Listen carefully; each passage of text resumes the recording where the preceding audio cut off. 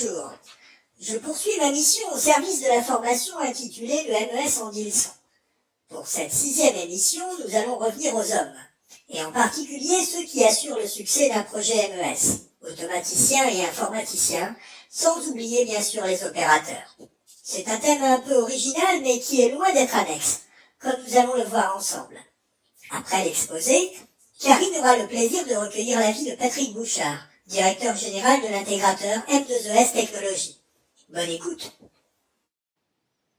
Un projet MES suppose le plus souvent la collaboration de plusieurs personnes, voire de plusieurs équipes. Chez l'industriel, le responsable du projet MES sollicitera souvent les opérateurs pour la définition du cahier des charges, en particulier en matière d'ergonomie. Pour la réalisation du projet, qu'elle soit confiée à une équipe interne ou un intégrateur, il faudra le plus souvent disposer de compétences multiples, qu'il faudra amener à collaborer efficacement. Historiquement, les premiers systèmes de MES ont été associés à des procédés fortement manuels, poussés par des exigences de qualité, comme dans la pharmacie, ou par des exigences de productivité, comme dans les industries à fort taux de main-d'œuvre. Ensuite, ayant démontré leur intérêt, les systèmes MES se sont aussi diffusés sur des procédés automatisés, mais avec une saisie manuelle des informations. Globalement, on reste donc dans le cadre d'un système informatique classique.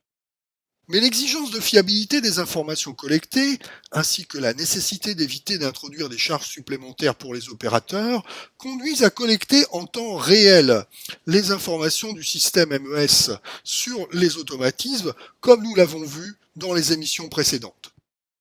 La conséquence directe de ce dernier point est que des compétences d'automatisme qui n'étaient pas jusque-là requises deviennent nécessaires. Ces compétences ont souvent un profil différent de celui des informaticiens. Il est intéressant de comparer les profils typiques des informaticiens et des automaticiens. Commençons par l'automaticien. Pour un automaticien, l'essentiel est que le processus de production s'exécute comme prévu. Il aura donc un focus sur le process. Historiquement, les automatismes ont pris la succession des relais électriques, et cela se ressent fortement dans les langages d'automatisme, comme le langage contact, et de manière générale, un formalisme graphique proche du physique. Assez lié au langage qu'il utilise, l'automaticien a généralement une exigence de simplicité. Il sera rebuté par une algorithmique trop complexe et va privilégier des méthodes simples. C'est souvent une grande qualité, mais parfois cela peut être aussi un handicap. L'emploi des temporisations, par exemple, solution simple, plutôt qu'un protocole d'acquis d'exécution plus complexe, peut rendre une programmation difficilement transposable d'une installation à une autre. Tout autant que l'industriel lui-même ou le mécanicien, l'automaticien place très haut la fiabilité d'un système matériel ou logiciel. C'est pour cette raison que le PC ou le système Windows ont à une époque été considérés comme inadaptés à l'informatique industrielle. Enfin, proche des machines qui fonctionnent souvent à des cadences élevées, l'automaticien, tout comme l'opérateur, a une exigence forte sur la rapidité des temps d'exécution. Passons maintenant à l'informaticien. Il est rare que l'informaticien connaisse précisément le process. Il sera plutôt focalisé sur les données et les calculs. Il va d'ailleurs être largement aidé en cela par les langages qu'il utilise, qui permettent de faire des calculs bien plus aisément que les langages d'automatisme. Certains informaticiens utiliseront des langages connus des automaticiens, comme le BASIC, mais la plupart utiliseront des langages plus évolués comme Java ou JavaScript ou C#. L'informaticien est habitué aux structures complexes, qui ne l'effraient pas. Là aussi, cela peut être un avantage si la gestion de cette complexité est réellement nécessaire, ou un inconvénient si elle est superflue et va rendre difficile la validation. Il est clair qu'un bug, voire un blocage, sont beaucoup plus admissibles pour un informaticien que pour un automaticien. Les systèmes bureautiques l'illustrent tous les jours, même s'il faut reconnaître que les problèmes sont de moins en moins fréquents. Enfin, autant les ressources réduites des automates exigent en quelque sorte de faire un code efficace, autant les quantités de mémoire et de disques disponibles sur un PC font que la compacité du code et que la performance passent souvent au second plan pour un informaticien. Le problème est d'ailleurs amplifié par le fait que les programmes informatiques utilisent souvent des logiciels tiers, logiciels, bases de données, dont dépend beaucoup la performance du programme développé par l'informaticien. En résumé, on voit bien que la mise en place d'un système MES va mettre en contact des populations de cultures très différentes. Heureusement, on constate une convergence de ces deux profils, mais elle se réalise à petits pas. Ce qui progresse. Depuis plusieurs années déjà, l'apprentissage des langages informatiques a été intégré au cursus d'automatisme. L'informatique n'est plus tout à fait étrangère aux automaticiens. Autre élément, certains intégrateurs ont mis en place un travail en plateau projet, où se trouvent rassemblés automaticiens et informaticiens, ce qui favorise bien sûr le partage de compétences. Les logiciels MES paramétrables sont désormais de plus en plus nombreux, et leur mise en place n'exige pas de connaissances informatiques poussées. Enfin, longtemps étrangers au monde de l'informatique, les logiciels d'automatisme ont presque tous introduit la notion d'objet et leur programmation se rapproche des grands langages informatiques, presque tous dérivés du C++. Si cette convergence est assez lente, c'est qu'il reste quelques freins. Concernant les langages, il faut reconnaître que si les automaticiens maîtrisent mieux l'informatique, les informaticiens ne maîtrisent pas beaucoup mieux le process. Il est rarissime qu'un informaticien connaisse l'utilisation des environnements de développement d'automatisme. Si les équipes mixtes sont une bonne solution, il est parfois difficile de dégager plusieurs ressources pour des projets de faible envergure. Il faudra alors pouvoir disposer de ressources réellement polyvalentes. Sur le plan des logiciels MES paramétrables, ils mettent incontestablement la mise en place d'un MES accessible à un automaticien, sans nécessiter de compétences informatiques fortes. Mais si on sort du cadre donné par le paramétrage, suivant le logiciel, le passage au codage informatique sera rendu nécessaire de façon plus ou moins brutale. Le dernier point est plus culturel. Chez certains intégrateurs, la pratique est de séparer automatisme et supervision, et a fortiori MES, en deux projets totalement distincts. Si cette pratique trouve son bien fondé dans la responsabilité vis-à-vis des développements et une affectation plus simple des ressources, elle prive souvent d'une vision globale et va privilégier les choix techniques limitant les échanges entre les deux systèmes, ce qui n'est pas toujours optimal. Automaticiens et informaticiens, en collaborant efficacement, vont assurer le succès technique du projet, c'est-à-dire que les fonctions techniques prévues soient assurées. Mais cela sera-t-il suffisant pour que le projet MES soit un succès? En fait, en se focalisant uniquement sur la technique, on risque de passer à côté d'un groupe important, les opérateurs. En effet, il faut être conscient qu'un système MES va souvent amplifier les exigences qui portent sur les opérateurs. Renseignement d'informations supplémentaires, respect d'un ordre précis d'exécution, etc. Un autre élément est que les opérateurs détiennent un savoir-faire important sur le processus de fabrication, souvent non formalisé. L'ignorer, c'est courir le risque que les processus de fabrication, une fois le MES installé, ne soient pas optimales, voire même qu'ils conduisent à des blocages. Pour éviter cela, il est prudent d'impliquer les opérateurs au stade de la rédaction du cahier des charges, à la fois en informant les opérateurs des processus prévus pour recueillir leurs commentaires et pour définir l'ergonomie. Sur ce dernier point, la reconduction d'une ergonomie antérieure peut être envisagée, mais ce n'est pas forcément la panacée. D'une part, il se peut que cette ergonomie ne soit que partiellement adaptée, d'autre part, il est probable qu'une ergonomie ancienne ne permette pas de tirer parti de technologies plus modernes.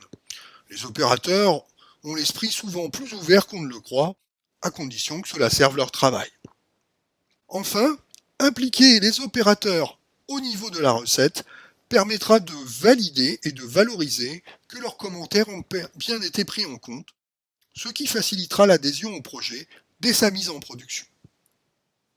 On a parfois tendance à l'oublier, mais la vie du MES ne se termine pas avec son projet de mise en place.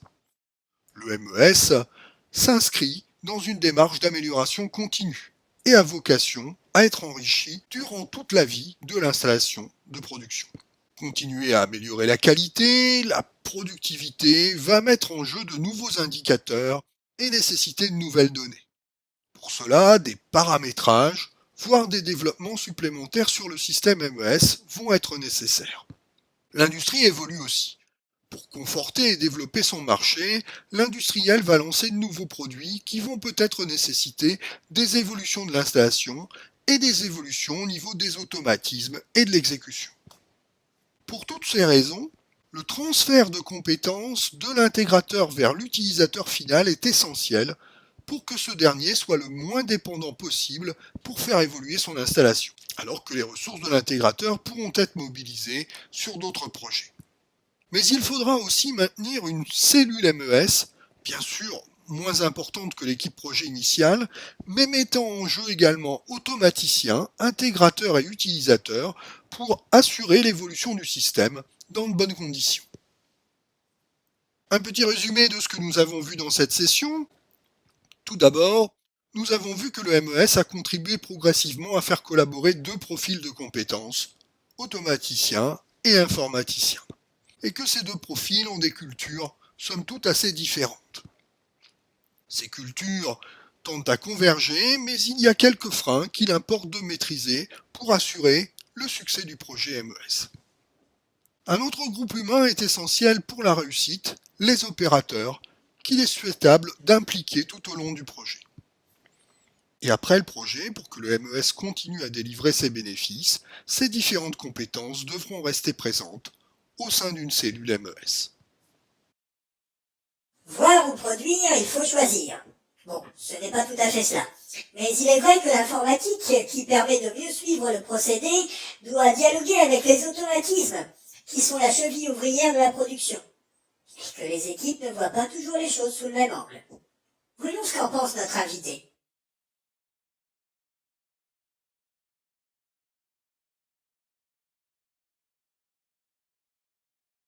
Bonjour Monsieur Bouchard. Bonjour. Vous êtes dirigeant donc, de la société M2ES, qui est intervenue sur de nombreux projets d'automatisme, de supervision et de MES. Exact. On dit souvent que le MES est la croisée de deux mondes, entre automatisme et informatique.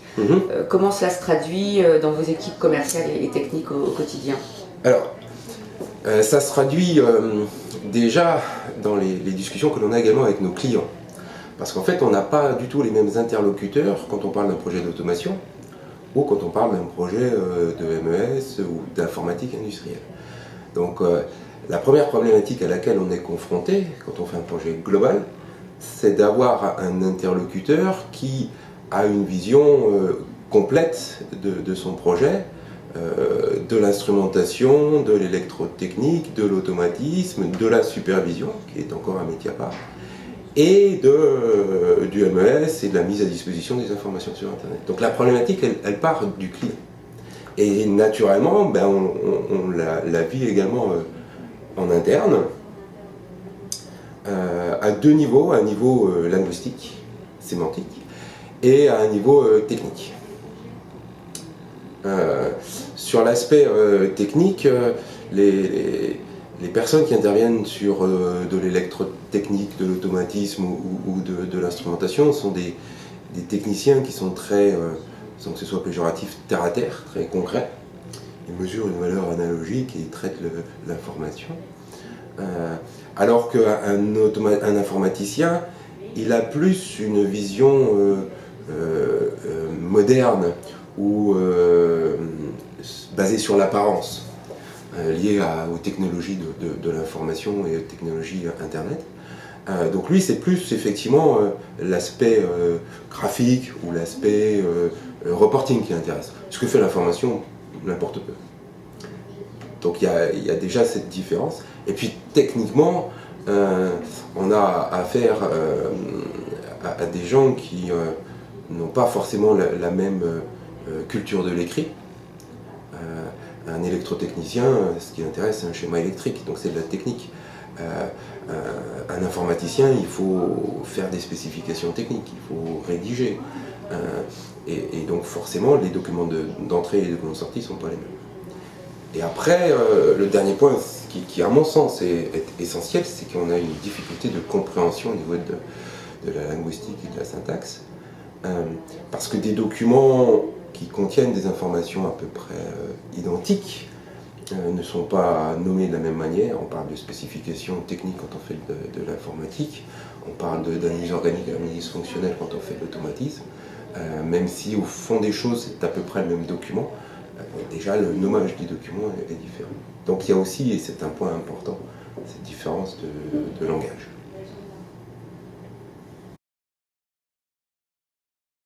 Alors il semble qu'il y ait des points plus délicats que d'autres dans le dialogue entre automatisme et informatique.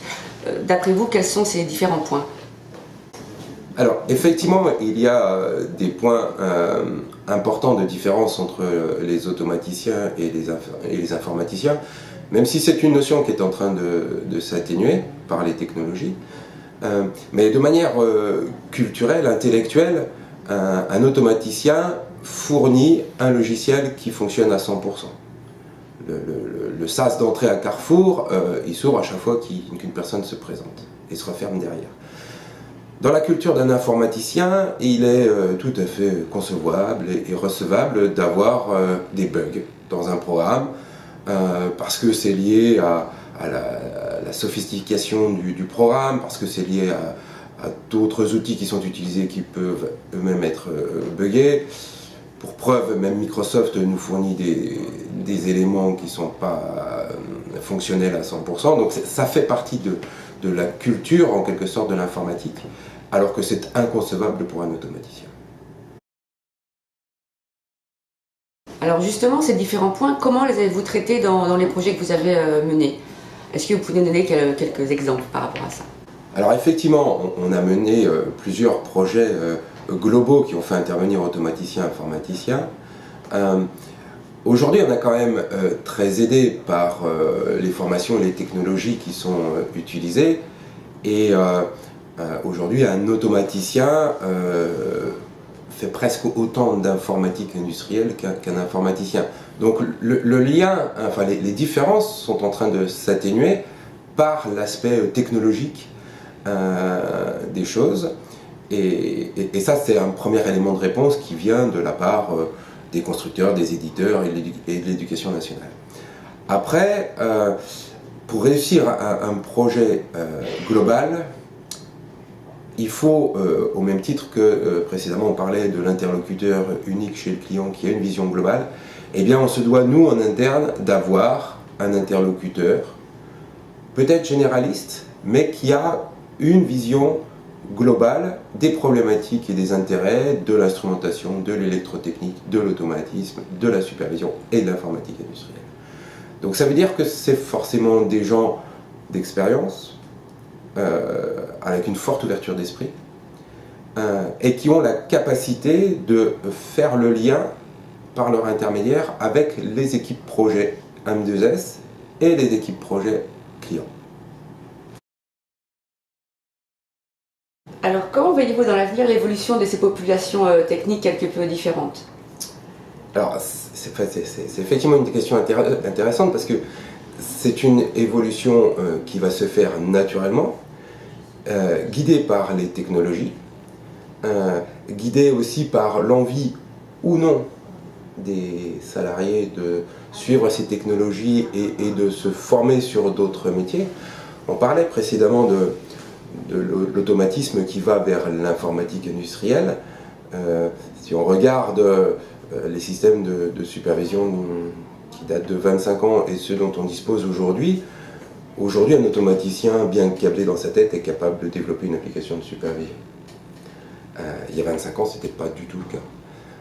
Un autre exemple, aujourd'hui on utilise des technologies nommées soft PLC qui mettent à disposition des cartes automates dans des PC.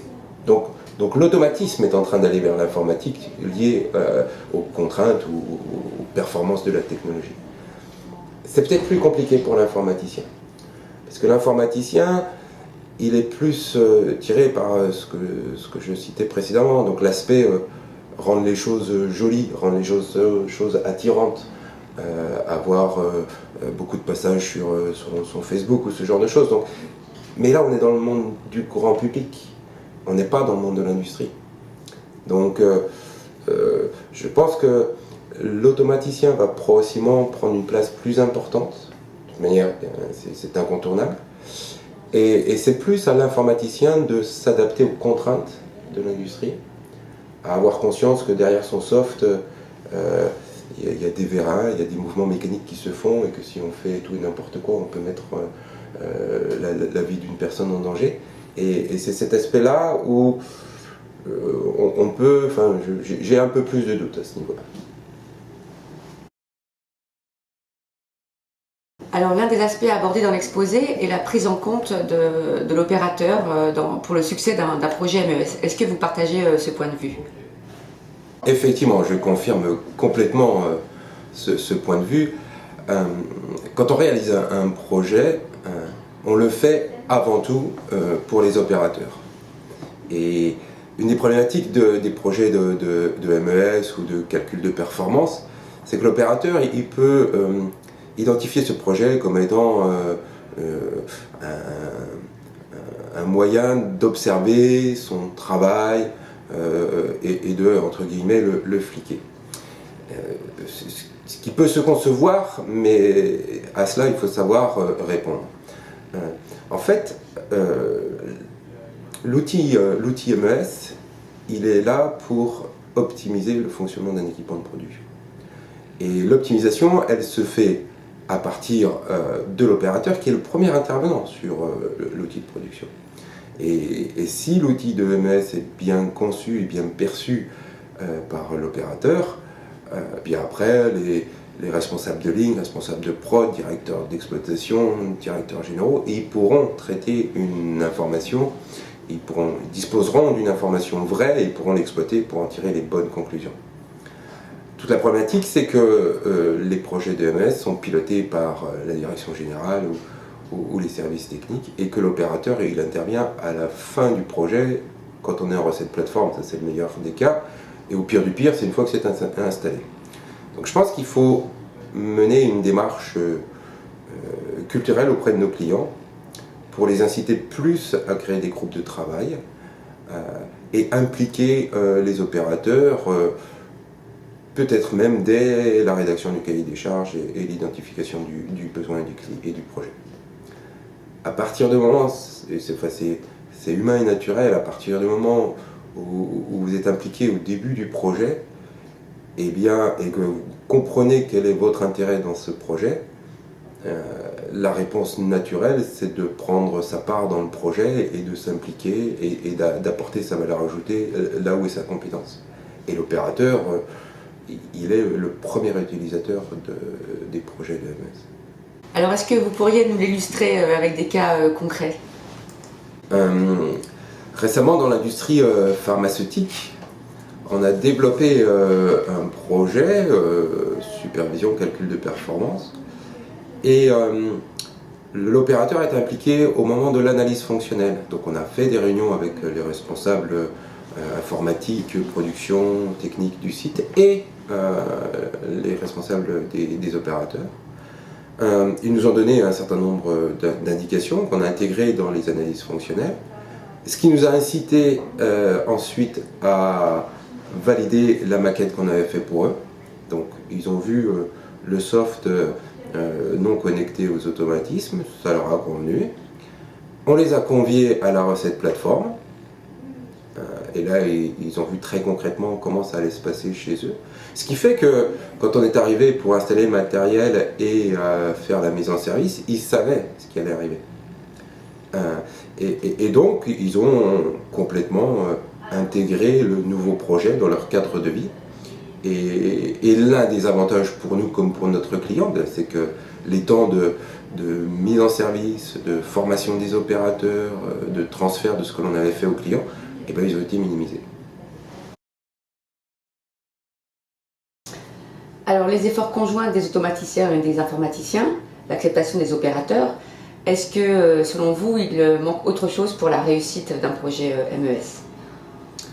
Alors, par rapport à cela, je pense que la vraie réussite d'un projet, elle appartient à quel est le but final du projet.